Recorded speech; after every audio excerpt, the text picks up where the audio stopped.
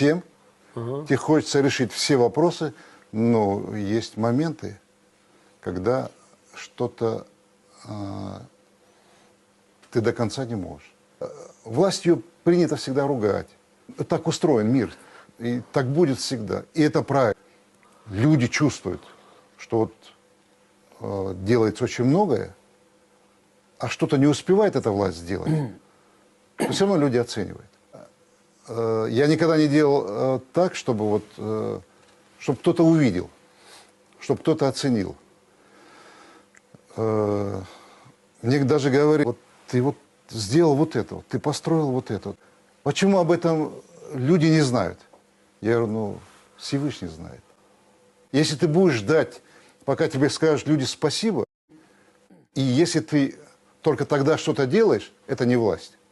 Это такое времяпрепровождение.